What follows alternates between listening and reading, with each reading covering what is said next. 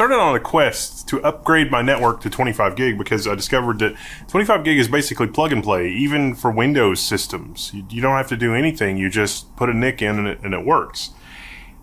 And so I ended up upgrading everything to 100 gigabit because that's what you do, right? So in upgrading to 100 gigabit, it occurred to me, we haven't talked about OCP3 very much. I mean, sure, it's been in my server reviews. I've done, server reviews on servers like this Super Micro chassis, for example. This is their Cloud 2U, as they call it. It's got a more complicated model, down here. But this is a 2-socket, 4th or 5th generation Xeon Scalable.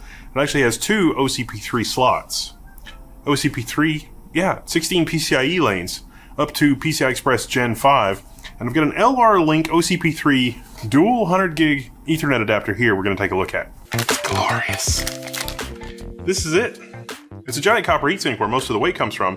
And then we've got 2 100 gig physical interfaces, some debug header, pogo pins, and the serial number and all the other stuff on the bottom. And then you've got the 2 100 gig QSFP slots, or ports, I guess. 100 gig. Dual 100 gig. So this is technically a 200 gig Ethernet card. Let's call it a balanced approach because a lot of the hardware for doing that kind of acceleration is right on the NIC, whereas previous generation NICs, maybe not so much. And the E810 is also available in 25 gig configurations, but dual 100 gig. You can also break out a 100 gig connection. You can get a special cable that will split the 100 gig connection into 4 25 gig connections. We're going to be using our Supermicro cloud server because it's PCI Express Gen 5. That means just one of our Kioxia CM7 SSDs can manage 15 gigabytes per second. 100 gig Ethernet is going to top out just over 10 gigabytes per second. So just one of those CM7 disks will saturate our 100 gig Ethernet, at least one channel of it, dual channel, now at 100 gigabit.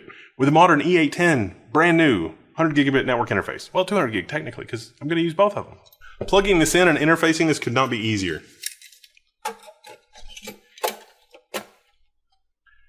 At the rear, this chassis has 2 of these OCP3 slots. Like I said, there's 16 lanes. You just slide the module in and you thumb screw and boom, that's it. There's one from each CPU socket. Now you can use a direct attach cable for crossover, or if you need to push the signal a little bit further, you can use a color chip transceiver like this. And that's basically it. Now this is good to go. This is going to show up in LSPCI as an Intel E810. The Linux kernel has great support for that out of the box, including accelerated iSCSI with you got to jump through like 1 or 2 really minor hoops. But this is insanely fast, and that's all we need. So let's go get this set up in the lab.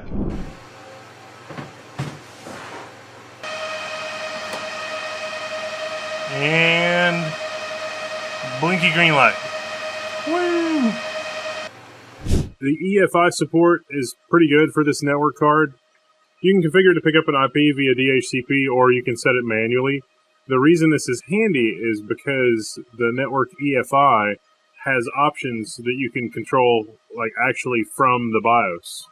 So it shows that it's connected. And this is great. It's configured with an EFI. The E810C has a built-in EFI module, which will let you do network booting, PXE booting. Technically, Intel's wanting to move away from legacy iSCSI. There is a legacy iSCSI support kind of thing. Sometimes you see iSCSI options for booting directly off of an iSCSI volume, but this is a pretty reasonable level of EFI support for these NICs. There's also basic diagnostics in where you can blink the LEDs for a period of time so that you can find which NIC it is physically. Another really nice option is that the device level configuration, you can configure the different port options. So 2x by 1 by 100 gig, or the particular port can be 2 by 50 or 4 by 25, or 2 by 2 by 25 or 2 by 4 by 10, or just 1x 100. So each individual port can be a single 100 gig connection as opposed to a automatically in hardware redundant 100 gig connection is usually how people will use that. Virtualization mode, you have SRIOV and scalable SRIOV, so it supports both of those things. You can also enable transmit balancing, so this is pretty cool. It does it in hardware across physical and virtual functions so that you don't have, a noisy neighbor type situation on a virtual function that's starving out all of the other virtual functions for the virtual NICs that are created by SRIOV. This is actually pretty handy. It's nice to see this accessible in the BIOS because sometimes fiddling with this stuff with ETH tool on Linux, for example, is annoying. Yeah, so there we are. Full feature set with our Intel E810 on this tiny little package.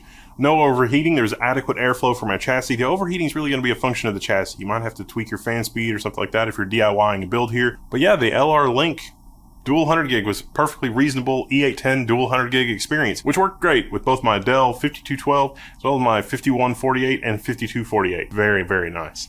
The Windows support for the E810 is also quite a bit better than an older Mellanox card. NVIDIA is really, really concerned with getting the latest and greatest out the door, and I don't think a 4-year-old Mellanox Connect X5 is really going to get all that much more support, especially when we're talking about the Windows platform. A little different story in the Linux platform. Yes, I get it. And Mellanox and NVIDIA's solution is very good, but I think I'd rather have a new Intel E810 versus an older CX4 or CX5. Especially if I'm looking to use the Kioxia CM7 SSDs to their full potential. Those are Gen 5. The other part of the equation, too, is it's not just throughput. I mean, 10 gigabytes per second. Okay, it's also very low latency. Latency is about IOPS, is about everything else. And that's one of the places where ZFS will fall a little short. You got to map your record size into what the VM is using. And then if you have a very small record size, it's going to have a lot of CPU overhead. That's where all those cores in both of those sockets with all that fast DDR5 memory can come in handy on that platform. You know, I've seen people deploy the Supermicro server as an application firewall, like a filtering application firewall. Now, granted, if you've got a connection that is 100 gigabit and you're pushing that much traffic and you need to monitor, wow, that's something.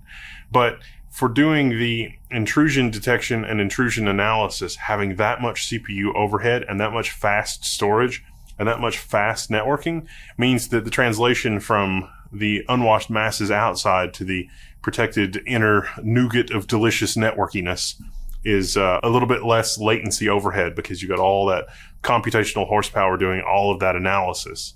So even dual 25 gig connections, you might run something that powerful just to be able to do that level of analysis. It's pretty wild. Beyond that, you get into specialty security appliances, and then the appliance has, you know, ASICs or something to be able to do that kind of deep traffic analysis quickly. Some of these appliances also do SSL stripping, which means they strip off the real SSL and they apply an internally trusted SSL so that they can do traffic inspection of encrypted connections. That's a whole other conversation. Intel E810 LR-LINK. Check them out.